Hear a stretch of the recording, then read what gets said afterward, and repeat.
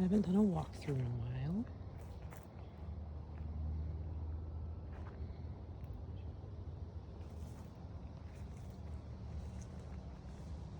It's the new rose art.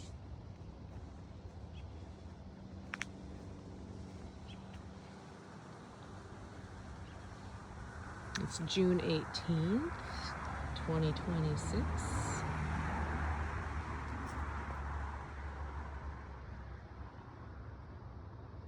Some California poppies. Those carrot flowers are looking great.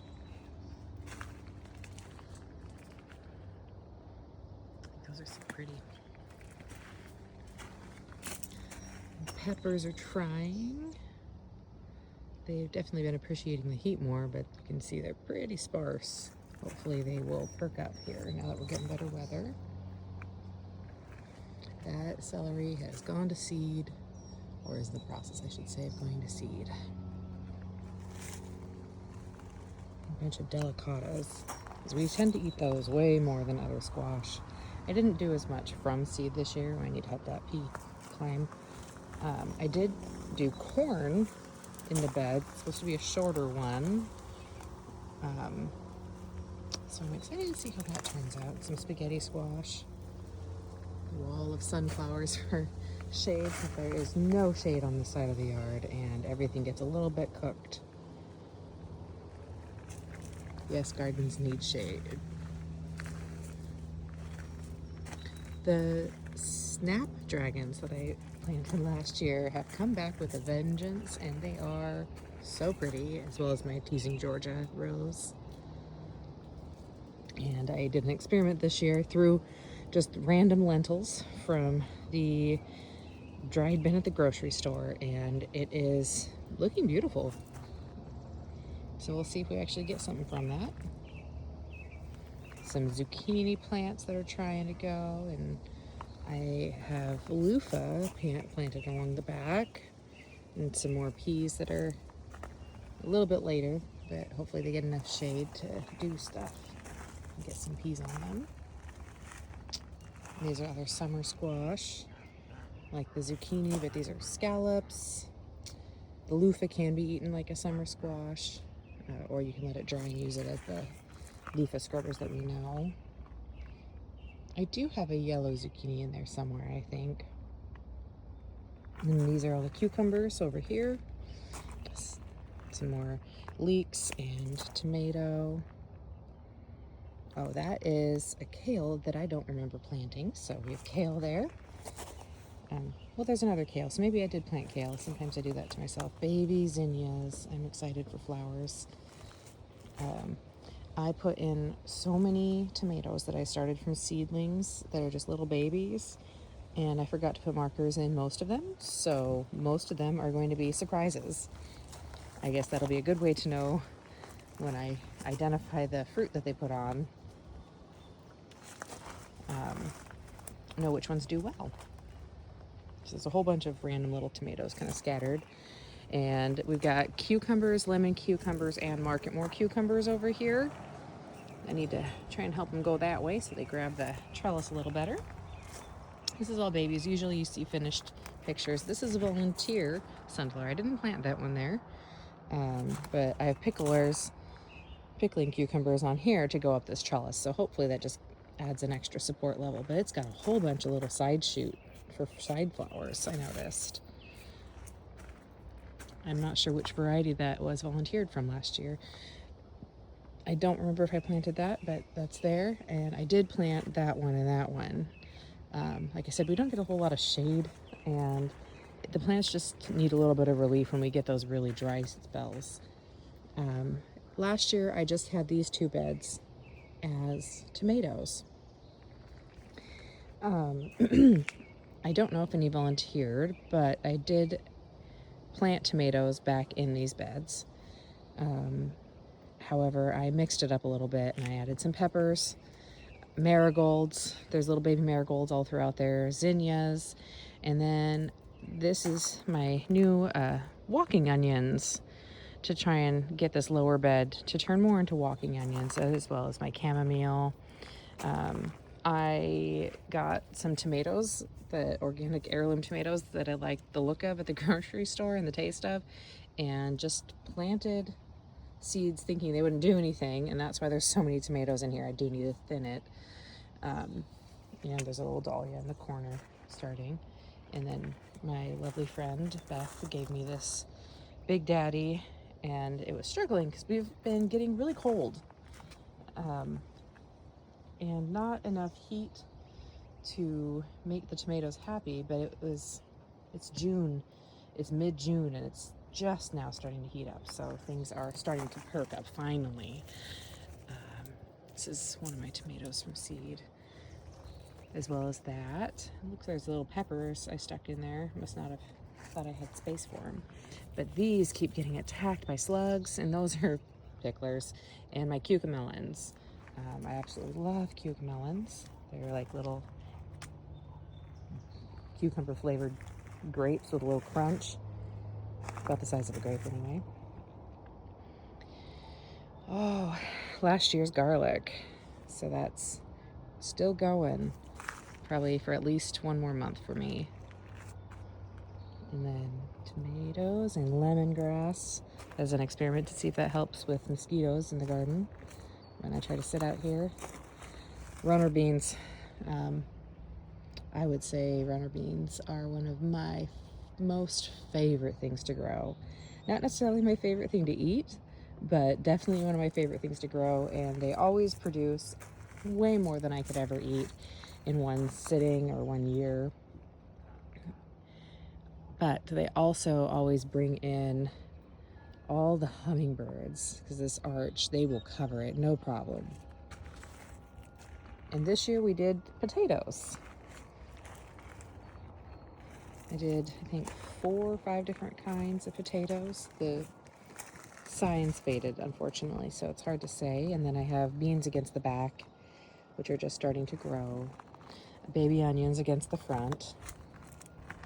This is a random verbena that I planted from seed, and I didn't think it would take off, and it did. That was a fun one. Nasturtium, some fig cuttings that I shoved in hoping to get started, so we'll see how they do. Sometimes it works, sometimes it doesn't. And then rosemary cuttings that I shoved in, and they are actually taking off. It's quite nice. Got to get those nails looking nice. Hermione. Oh, she's gonna pretend she doesn't see me or hear me. All right. I mostly leave that sifter up there for the cats. They like to have the perch. Oh, we have nasturtiums. Those are delicious. The kids love them. They will eat them. I like the spiciness of the leaves. They like the little bit of nectar in the back of the flower. Over here, I've got sweet potatoes. Got a little bit of a tomato. Looks like some weeds that made their way in, because, raised beds still get weeds. And I think that's a volunteer broccoli from last year. I don't ever get big broccoli heads, but I'll usually get sprouting broccoli little shoots. But we're going to try this sweet potato. I've done it once before, but unfortunately it was in an in-ground bed, and I believe a rat got to them, and even though I had a huge one, big, just enormous one, and the rats ate it. So I'm trying it in the raised bed. We have mesh wire underneath, so they can't really go tunneling through here as easily. And as you can see, cats who like to, and I hang out around the garden. And I do not discourage them from hanging out around the garden. In here, it's hidden. There is a little watermelon, well, that's a cantaloupe right there. And then these little tiny cantaloupes are coming up, called Minnesota midgets. And then this one is called a Kajari melon. And they're actually starting to come up.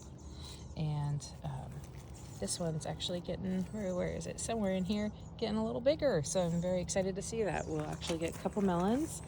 I've got a Kajari melon last year, but it just didn't do well, and I think it was not in the best spot, but the fact that it grew and it was trying to produce was promising. So I put it in this very like east-south bed where it gets all of the morning sun, all of the early afternoon sun, and all the late sun technically. This rose has taken off. The flowers got quite a bit bigger than I thought. They keep getting squished because never plant daisies in your garden beds. It was a tiny little start when I put it in there last year, and it is now through the rows and into the walkway and over into the bed, and it has gotten quite tall. It's not like our little wild daisies that we get that are still decent size. This is a Shasta daisy. It is huge and happy. More runner beans. And excitingly, I got my son his birdhouse gourds, and they're starting to come up so they can also climb this. And over here we've got butternut squash, which seems to be trying to poke itself all the way out of the ground. And this Swapsipinicon peach tomato. Let's come back around. These are cabbages from last fall, and they are finally forming heads, little ones. I seem to have better with overwintered cabbages that then are ready at the beginning of summer. I'm not sure what that is about, but that's what they prefer here, and I don't consider myself a cabbage expert. This sage is very happy. And then there's more carrots. I just left a couple so they could each go to seed. They might cross, but I'm hoping not because I have them a little spread out. Another tomato. This one's Burpee's Big Boy. It actually has been getting quite tall, which is nice to see. It's looking happier. And I have my little sneak attack. Hi, Smarty. I know, I'm not supposed to know that you're there. You're being sneaky. Baby cabbages all throughout. There's even a couple Brussels sprouts I threw in this year, so we'll see how those do. This was also a tomato bed. This was all the cherry tomatoes last year. I full on expect at least one of these little tomatoes in here to end up being a yellow pear, because that top part was almost all yellow pear. Sunflowers. Everything needs a little bit of shade sometimes. And these are my butternut squash, other butternut squash. They probably are all going to end up being bush styles, but I did plant little things in that climb in between, as well as some runners, so I can at least have some climbing. The cucumber melon should climb up, and hopefully that happens soon. This is the last corner. All the peas, these different kinds of carrots. Oh, and I threw in more pickles here. These are more of a bush variety of pickling cucumbers. And I planted, like you can see, the golden peas. Those do better with heat and sunlight than the sugar pods. But I love the sugar pod flavor more. But the golden ones are so prolific, and they kind of protect the sugar pods. So on the back side of the walkway, I can actually come through and pick them. And my cilantro almost all bolted before it actually formed good bunches together. This is my attempt at a watermelon bed. We'll see. They are already struggling this year for some reason. And those ones they're not putting on much growth, but they are putting on more mature leaves versus the little baby leaves. There we go. So we got sugar baby and canary melon. Lots of canary melon because we had the most success, and I got to save seed last year from them. They seem to like the Pacific Northwest, kind of cooler location. We're in an 8B zone. And there's more melons. You can see those ones are growing in between. They do, the ones that have the Shasta daisy laying on almost on top of them, shading them, are the ones that are doing better. That's what I mean by shade. And these ones I started new. The ones that I did in the greenhouse, even with hardening them off, they still toasted. So I think, cross my fingers, with all kinds of luck, I'm hoping that I get some melons off of these this year. Because they are a few weeks behind the other starts. I had to keep cutting back and trimming up the cabbage. Because I don't think people realize, and I didn't realize, that the cabbages, the lower leaves just will keep spreading, and each head can become huge and take up a giant amount of space that you don't want it to necessarily take up.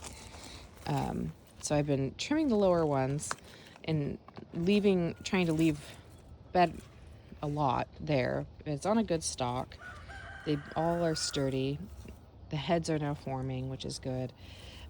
Whereas they didn't seem to be forming heads for a while.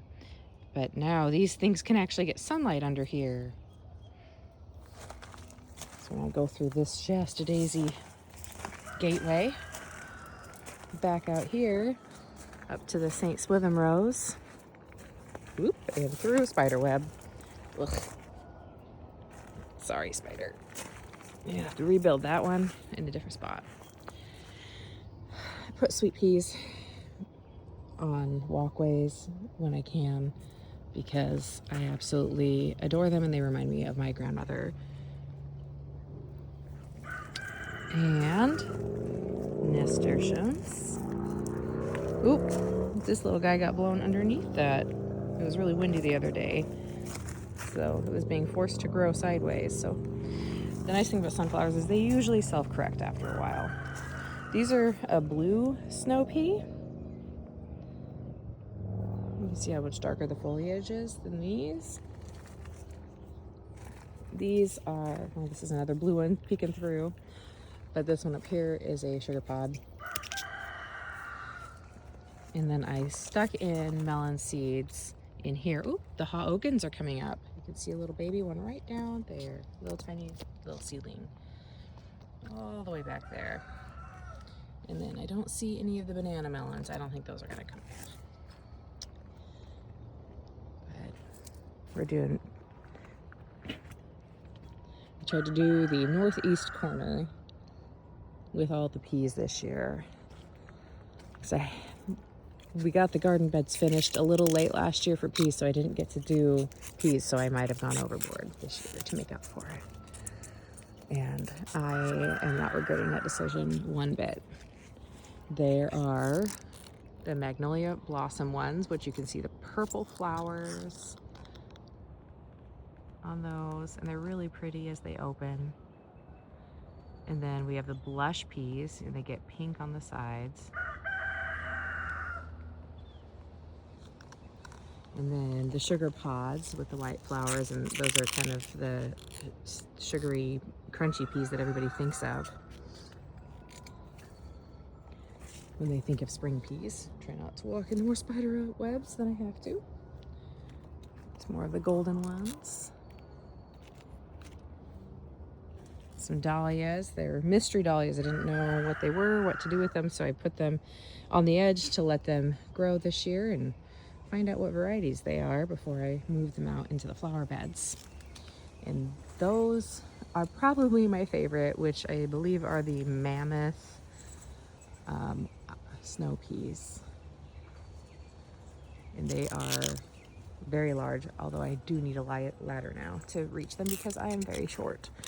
But you can kind of see even next to the other big peas, full-size peas, and that's not even a big one. Like, oop, dropped one. These ones are pretty little. There's like a sugar pod next to it.